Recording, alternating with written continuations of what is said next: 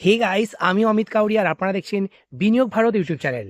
আমাকে অনেকেই প্রশ্ন করছে যে দাদা, এখন মার্কেটে একটা ড্রডাউন চলছে। আমরা দেখছি যে ব্রডার মার্কেটে অনেক বেশি কারেকশন চলছে। তো এই ধরনের কারেকশনে আমরা কোন সেক্টরে যদি ইনভেস্ট করি এখান থেকেও একটা ভালো প্রফিট আর্ন করতে পারি। বন্ধুরা, আপনারা হয়তো নিশ্চয়ই জানেন যে যখনই আমরা দেখেছি যে ব্রডার লেভেলে স্টক মার্কেটে কারেকশন হয়, তখন বেশিরভাগ সেক্টর কিন্তু আন্ডার পারফর্ম করে, তারা কিন্তু একটা কারেকশন ফেজের মধ্যে দিয়ে যায়।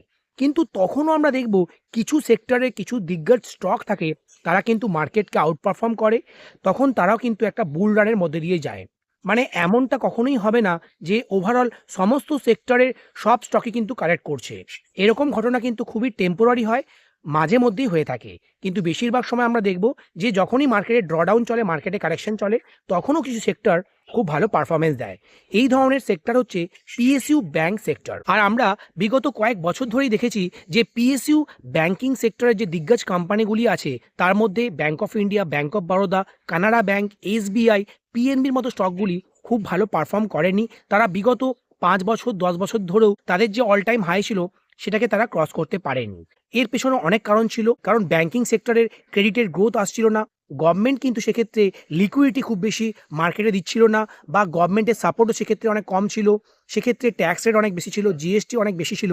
সেই জন্য ওভারঅল ইকোনমিক গ্রোথে অনেকটাই স্লোডাউন হয়েছিল। সেই জন্যই আমরা পিএসইউ ব্যাংকিং সেক্টরের স্টকগুলিতে খুব বেশি র্যালি দেখিনি। কিন্তু সেই জন্য একটা ভালো জিনিস কি হয়েছে না, এই পিএসইউ ব্যাংকের স্টকের ভ্যালুয়েশন অনেক বেশি কারেক্ট করে যায়। তারা কিন্তু তাদের যে অ্যাভারেজ ভ্যালুয়েশন তার থেকেও লো ভ্যালুয়েশনে ট্রেড করছে। তাই আপনারা এখন বিভিন্ন যে দিগ্গজ লিডিং পিএসইউ ব্যাঙ্কগুলি আছে, তার মধ্যে বিশেষ করে bank of Baroda, bank of India, Canara bank, এসবিআইয়ের মতো স্টকে আমি খুবই পার্সোনালি বুলিশ। এবং আমার ধারণা এই স্টকগুলি আপনাকে এই ধরনের মার্কেট কারেকশনেও কিন্তু অনেক ভালো রিটার্ন জেনারেট করে দেবে।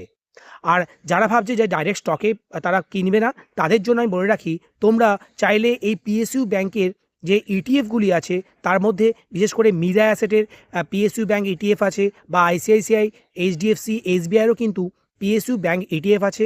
আমার পছন্দের হচ্ছে মিরা অ্যাসেটের পিএসইউ ব্যাংক ইটিএফ। এদের এক্সপেন্স রেশিও সর্বনিম্ন মানে 0.15%। সেই জন্য আমি এই মিরা অ্যাসেট পিএসইউ ব্যাংক ইটিএফের মাধ্যমেই ইনভেস্ট করছি। বন্ধুরা, আজকের ভিডিওটি আপনাদের কেমন লাগলো আপনারা অবশ্যই কমেন্ট করে জানাবেন। ভিডিওটি ভালো লাগলে চ্যানেলটিকে সাবস্ক্রাইব করতে ভুলবেন না, ভিডিওটিকে অবশ্যই লাইক এবং শেয়ার করে দেবেন। বন্ধুরা, আবার দেখা হবে আগের ভিডিওতে। নমস্কার, জয় হিন্দ, বন্দে মাতারম।